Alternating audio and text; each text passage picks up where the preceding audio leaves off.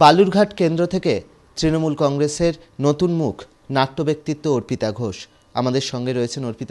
অর্পিতাদি আপনার থেকে যেটা জানতে চাইবো, এর আগে বিভিন্ন রাজনৈতিক ইস্যুতে আপনাকে তৃণমূল কংগ্রেসের হয়ে কখনো বুদ্ধিজীবীদের হয়ে মিছিলে নামতে দেখা গিয়েছে, কিছু কিছু কমিটিতেও আপনি আছেন, কিন্তু রাজনীতির আঙিনায় সেটা সিদ্ধান্তটা কিভাবে হলো প্রথম কথা জানতে চাইব।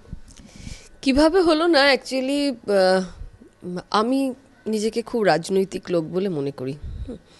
এবং আমি যখন এই আন্দোলনগুলো শুরু করি, আমরা যখন কাজ করছিলাম একসঙ্গে সবাই, এবং যখন আমি সরাসরি তৃণমূলের মঞ্চে যেতে শুরু করি, আমাকে অনেকেই বলেছিলেন যে কেন তুমি রাজনৈতিক মঞ্চে গেলে। তা আমি বলেছিলাম যে আমার মনে হয় যে রাজনীতিতে অনেকেরই আসা উচিত।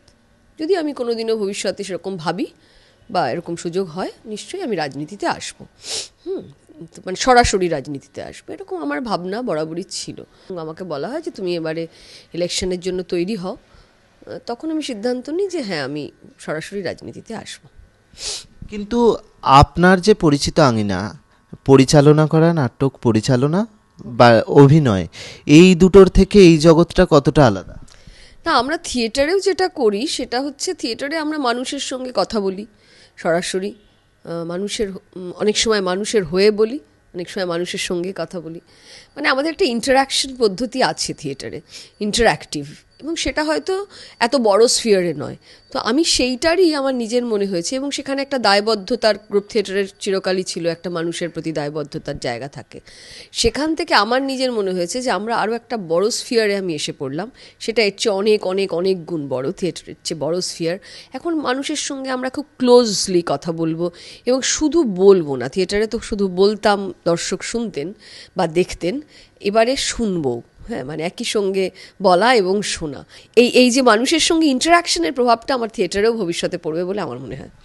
নাটকে এতদিন একদিক খোলা মঞ্চ ছিল, এবার যে মুক্ত মঞ্চে আপনি নামছেন, রাজনীতির মুক্ত মঞ্চ, দুটো মঞ্চের মধ্যে তফাৎ কতটা? না, তফাৎ তো নিশ্চয়ই আছে, কারণ আমরা যে থিয়েটারটা করতাম সেটা 3 দিক ঘেরা ছিল, প্রসেনিয়াম।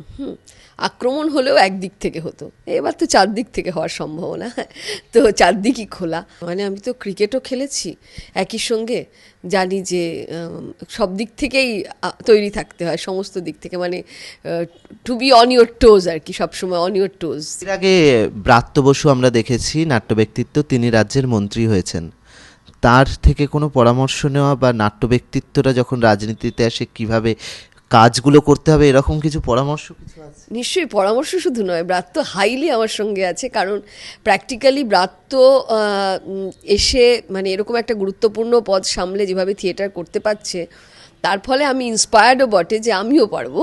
যদি আমি নির্বাচিত হয়ে আসি, তাহলেও আমি আমার থিয়েটারের কাজটা করতে পারবো, কারণ ওইটা না হলে তো আমি বাঁচবো না। হ্যাঁ, ওইটা আমার প্রশ্বাস, তো আমি থিয়েটারের কাজটাও করতে পারবো। আর প্র্যাকটিক্যালি ব্রাত্য আমার এখানে খুব বড় গাইডেন্সও বটে, কারণ ও এখানে থাকার ফলে আমার যেটা সুবিধা, ও আমার ভালো বন্ধু। তো আমাদের একটা থিয়েটার ফ্রেটার্নিটি আছে, আমাদের বড়রা আছেন আমার সঙ্গে থিয়েটারের সকলে। তো এই থিয়েটার ফ্রেটার্নিটি আমাকে এই ব্যাপারে অনেক সাহায্য করবে, এটা আমার বিশ্বাস, এবং তারা বলেওছেন যে তারা সকলেই আমার সঙ্গে থাকবেন। তো এর ফলে আমি মানে ব্রাত্যর কাছ থেকে আমার গাইডেন্সটা সত্যিই খুব দরকার হচ্ছে, এবং প্রতিনিয়ত সেটা করছেও। এমনি আমরা যেটা জানি যে বালুরঘাট অন্যতম একটা নাটকের জায়গা বলা চলে, ওখানে আলাদাভাবে রেপার্টারি হচ্ছে, যেগুলো জানা যাচ্ছিল আপনারা সেগুলোর খোঁজ খবর নিচ্ছেন, গৌতম দেব যেগুলো করছে। তো এই বালুরঘাট জায়গাটা আপনার কাছে কীরকম, একটা অপরিচিত জায়গা নাকি আর 4-5টা জায়গার মধ্যেই? না, আমি কিন্তু গত গত বছর 1 বছরের বেশি সময় ধরে বালুরঘাটে খুব নিয়মিত গেছি এসেছি। তার কারণ আমি প্রথমত গিয়েছিলাম ওখানে একটা বইমেলার কাজে, উদ্বোধনে। তারপর থেকে ওখানকার লোকেদের সঙ্গে আমার খুব পরিচয় হয়, এবং তারপর বিভিন্ন সময় বিভিন্ন ব্যাপারে গিয়েছি। ওখানে নাট্যচর্চা কেন্দ্র হচ্ছে, সেখানে সেই কমিটিতে আমি নিজে আছি, মাধবদা ওখানে, হরিমাধববাবু উনিও ছিলেন, এসব মিটিংয়ে গিয়েছি। এবং গত বছরেই মানে একদম শেষের দিকটাতে, মানে এই বছর মানে লাস্ট ইয়ারের শেষের দিকটাতে আমরা 2 মাস গিয়ে, পুজোর গত বছর 2013 পুজোর পর থেকে আমি আর দেবেশ, আমরা দুজনে 2 মাস গিয়ে টানা অল্টারনেটিভলি থেকে থেকে ওখানে একটা প্রোডাকশন করিয়েছিলাম কুশমন্ডিতে, দিনাজপুর থিয়েটার কোম্পানি নাম দিয়ে, হয় বাদন বলে। তো তখন আমরা ওখানকার মানুষদের সঙ্গে খুব ক্লোজলি মিশি।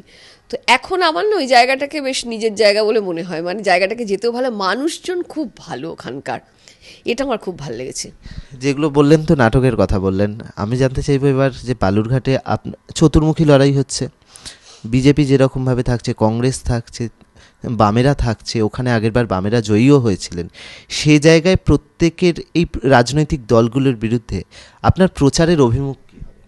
দেখুন, রাজনৈতিক দলগুলোর বিরুদ্ধে রাজনৈতিক এজেন্ডা থাকে, পলিটিক্যাল এজেন্ডা। কী ধরনের না, সেটা তো একটা, দেখুন আমি তো আমার দলের কথা বলবো মূলত, এবং যেভাবে আমাদের নেত্রী পরিবর্তন হওয়ার পরে যে উন্নয়ন চলছে চতুর্দিকে, সেটা আমাদের মূল লক্ষ্য। সামওয়াট ট্রান্সপারেন্সি, যেটা নিয়ে এবারের লোকসভা ইলেকশন খুবই উত্তাল, সেই সামওয়াট ট্রান্সপারেন্সি সেখানে আসবে, মানুষের কাছে যাওয়া, মানুষের প্রতি দায়বদ্ধ। উনি যেভাবে মানুষের কাছে একদম ক্লোজ ইয়েতে পৌঁছে যান, আমার কাজ হবে সেইগুলোকে আরও বেশি করে পৌঁছে দেওয়া। দেখুন, অন্যের কি করলো নাচছে, আমরা কি করতে চাই, সেটা আমার মনে হয় অনেক গুরুত্বপূর্ণ, কারণ মানুষ কি করলো না সেটা দেখেছেন। হ্যাঁ, আমাদের কি করার দরকার, আমরা কি করতে চাই, এইটা আমি অনেক বেশি করে তুলে ধরতে চাইব, রাদার যে কংগ্রেস অমুক, বিজেপি অমুক। দেখুন, এগুলো কংগ্রেস কি করছে, সেন্টারে কি হয়েছে, বা বিজেপির ইতিহাস, সোফার Godhra and everything is concern, সকলে জানে। আর ওখানে যারা বামরা ছিলেন এত বছর ধরে থাকার পরেও বালুরঘাটে বা সংলগ্ন এলাকায়, মানে ওই পুরো কনস্টিটিউয়েন্সিতে কি কাজ হয়েছে সেটা ওখানকার মানুষ খুব ভালো করে, আমি নিজেও গিয়েও দেখেছি যে ভয়ঙ্কর অনুন্নয়ন, তো সেইটা তো মানুষ নিজে দেখেছেন।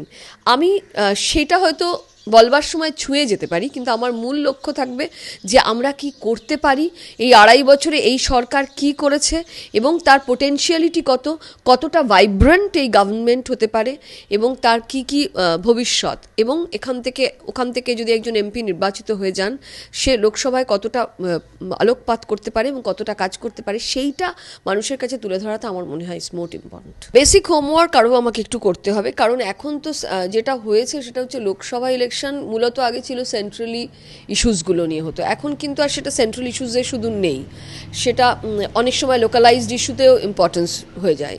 এবং বালুরঘাটে এরকম মানে সবচেয়ে ইম্পর্ট্যান্ট আমার যেটা মনে হয়েছে যে বালুরঘাটে একেবারেই ওই জায়গাগুলোয় কোনো ডেভেলপমেন্ট হয়নি, as such there is no development.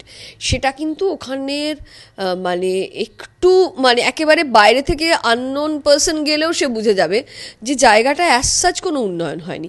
এবার তারপরে অনেক লোকালাইজড ইস্যু আছে যেগুলো আমার জানতে হবে, কোনগুলো রণকৌশল নীতি ঠিক করতে হবে যে কোনগুলো আমরা ব্যবহার করব এবং কোনগুলো না। এগুলো আমি লোকাল নেতৃত্বের সঙ্গে একটু না বসে আমি এক্ষুনি বলবো না, রাদার, কেননা এগুলো আমাকে একটু স্পেসিফিক্যালি যেতে হবে। নাটক আর রাজনীতি কি কোনোভাবে একসঙ্গে মিশবে এখানে প্রচারের সময়? হ্যাঁ, খানিকটা তো মিশবেই। আমি থিয়েটারের মানুষ, আমি তো নিশ্চয়ই এগুলো মানে থিয়েটার তো আমার একটা মানে হাতিয়ার হবেই, একই সঙ্গে গান হবে।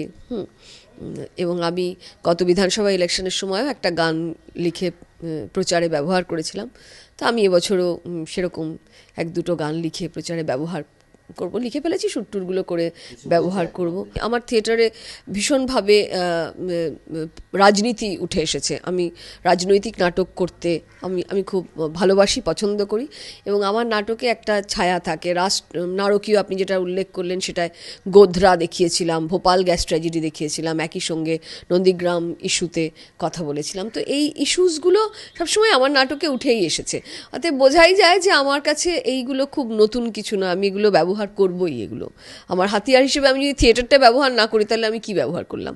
তো থিয়েটারকে আমি ব্যবহার করবই হাতিয়ার হিসেবে, কিন্তু তা বলে আমার দলের থিয়েটারে ব্যবহার করব তা নয়, হয়তো রাজনৈতিক ইস্যুতে নিশ্চয়ই থিয়েটার ব্যবহার করব, এবং একই সঙ্গে গানটা আমার কাছে খুব ইম্পর্টেন্ট, ব্যবহার করব। আর জানতে চাইবো মুখ্যমন্ত্রী কতটা আশ্বাস দিলেন জেতার ব্যাপারে? মুখ্যমন্ত্রী বলেছেন যে জিততেই হবে, এটা তোমাকে জিতে আসতে হবে। আর আমি ব্যক্তিগতভাবে বলি যে আমি তো ক্রিকেট খেলতাম, দীর্ঘদিন ক্রিকেট খেলেছি। আমাদের না, যখন আমরা খেলতে নামতাম তখন আমাদের কোচ একটা কথা বলতেন সব সময়, যে খেলার আগের দিন যখন আমাদের টিম মিটিং হতো তখন কোচ বলতেন যে যখন তুমি খেলতে নামবে, ব্যাটিং করতে নামবে, তখন তুমি best batsman in the world, উল্টো দিকে কে বোলিং করছে সেটা ভাববে না, আর যখন তুমি বোলিং করতে যাবে তখন তোমার সামনে সচিন তেন্ডুলকার আছে কিনা দেখবে না। So when you are batting or bowling or fielding, whatever you are doing on the field, you are the best batsman. So I will be the best batsman. Last একটা জিনিস জানতে চাইবো যে নাটকের মঞ্চে তো বাস্তবের ছোঁয়া এসছে, বাস্তবের মঞ্চে কি শুধুই নাটক নাকি সেখানটা হচ্ছে বাস্তবচিত কোনো কাজ? হার্ডকোর, যেখানে হার্ডকোর কাজ করতে এসেছি। এখন আমার কাজটা থিয়েটারে আমরা যেটা করি যে আমরা রিয়েলিটির কাছাকাছি যেতে চাই, কিন্তু এখন আমি হার্ডকোর রিয়েলিটি। এখন আমার কাছে আমার মনে হয় যে আমি যদি নির্বাচিত হই বা আমাকে এই মুহূর্তে যে কাজটা দেওয়া হয়েছে, যে আমাকে ওখান থেকে মানুষের সঙ্গে কথা বলে মানুষের আস্থা অর্জন করে আমাকে ভোটে জিতে আসতে হবে, এই মুহূর্তে আমার এইটা কাজ। এর পরের কাজটা আমি যদি নির্বাচিত হই তখন আমি একটা ওয়ান করে এগোতে চাই, যাতে আমার প্রত্যেকটা কাজ হার্ডকোর রিয়েলিটিতে হতে পারে। এবং তোমরা জানো ভালো করে যে আমি অনেক রকম কাজ করে থাকি এবং আমি কাজ করতে খুব ভালোবাসি, এইটা আমার মূল ইয়ে। অর্পিতা ঘোষ তিনি কিন্তু বেরিয়ে যাচ্ছেন বালুরঘাটের উদ্দেশ্যে এবং সেখানে গিয়ে স্থানীয় নেতৃত্বের সঙ্গে কথা বলবেন, কলকাতায় ফিরবেন, তারপরে আবার যাবেন প্রচার, এবং প্রচারে নাটক গানের মধ্যে দিয়েই উঠে আসবে বাস্তবের ছবি এবং তার প্রচার চলবে। ক্যামেরায় সন্দীপন গুপ্তর সঙ্গে অর্ণব মুখোপাধ্যায়, এবিপি আনন্দ, কলকাতা।